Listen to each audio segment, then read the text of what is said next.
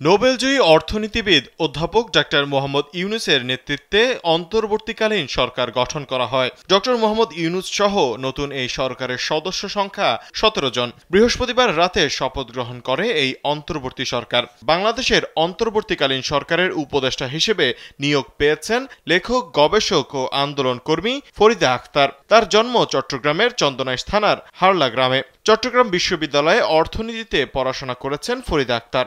বাংলাদেশের গ্রামাঞ্চলের দরিদ্র মানুষের অবস্থা জানা এবং পরিবর্তনের জন্য নীতি নির্ধারণী গবেষণা ও লেখালেখি তার কাজের প্রধান জায়গা।